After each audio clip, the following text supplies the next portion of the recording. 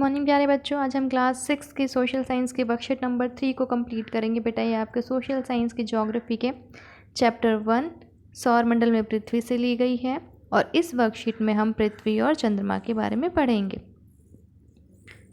तो बेटा हमने पिछली वर्कशीट में ग्रहों के बारे में पढ़ा था कि हमारे सौर मंडल में 8 ग्रह हैं और उनके क्रम के बारे में पढ़ा था कि पहला कौन सा है, दूसरा कौन सा ग्रह है। आज हम बात करेंगे पृथ्वी की।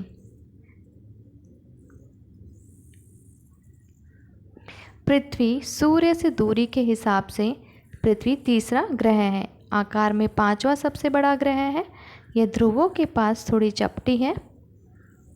यही कारण है कि इसके आकार को भूआब कहा जाता है।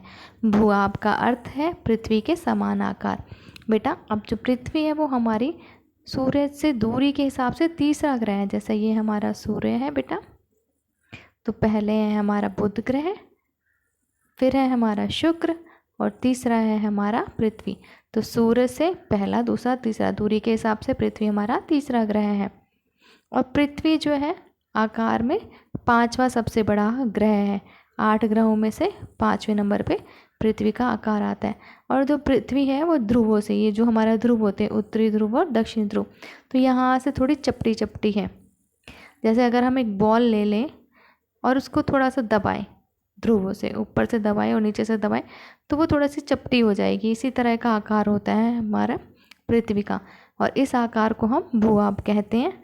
और भूआब का मतलब क्या होता है बेटा? पृथ्वी के समान आकार। अंतरिक्ष से देखने पर पृथ्वी नीले रंग की दिखाई पड़ती है क्योंकि इसकी 2/3 सतह पानी से ढकी हुई है, इसलिए इसे नीला ग्रह कहा जाता है। अब जो अंतरिक्ष से हम पृथ्वी को देखते हैं तो वो नीले रंग की दिखाई देती है। क्यों? क्योंकि उसका 71% जो भाग है वो पानी से ढका हुआ है और 2/3 जो है पृथ्वी की वो पानी से ढकी हुई है। जैसे अगर हम इस फिगर में देखें तो ये आपको जो नीला नीला दिखाई दे रहा है ये सब पानी है। इसी वजह से अंतरिक्ष से देखने पर हमें पृथ्वी नीले रंग की दिखाई देती है और इसीलिए इसको हम नीला ग्रह कहते हैं। चंद्रमा पृथ्वी का एकमात्र उपग्रह है। इसका व्यास पृथ्वी के व्यास का केवल 1/4 है। अब जैसे अगर हम बात करें, ये हमारी पृथ्वी कहते हैं, ये हमारी पृथ्वी और ये पृथ्वी का व्यास। तो अगर हम इसको 4 भागों में बांटें, 1, 2, 3 और 4, तो चंद्रमा जो है इसका जो 1/4 पृथ्वी का, ये चंद्रमा का व्यास हो जाएगा। तो हमारा चंद्रमा पृथ्वी का इतना भाग है, इतना छोटा है चंद्रमा हमारे पृथ्वी से। और चंद्रमा जो है एकमात्र उपग्रह है हमारी पृथ्वी का।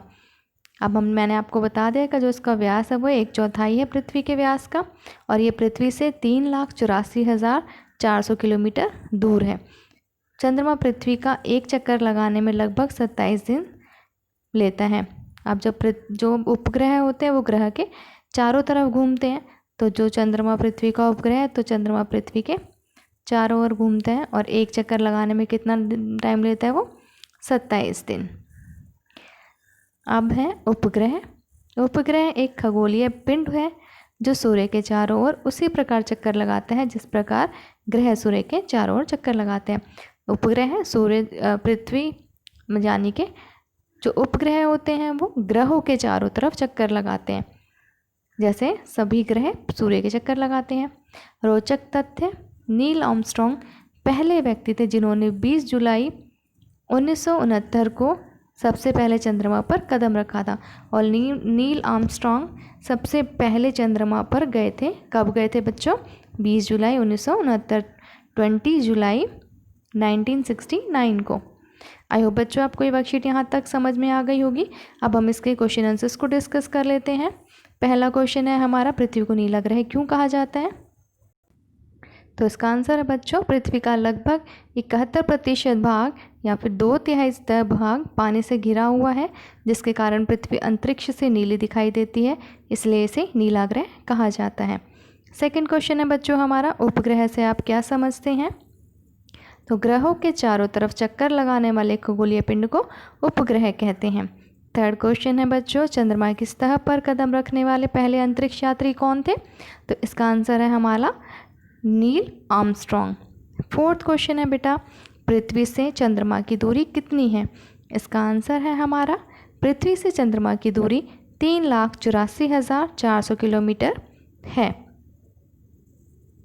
यहाँ पे हमारी ये वर्कशीट कंप्लीट होती है। आई होप बच्चों आपको ये वर्कशीट समझ में आ गई होगी। अगर आपको वीडियो अच्छी लगी है तो वीडियो को लाइक कीजिए, शेयर कीजिए। हैव अ गुड डे बच्चों। बाय बाय प्यारे बच्चों।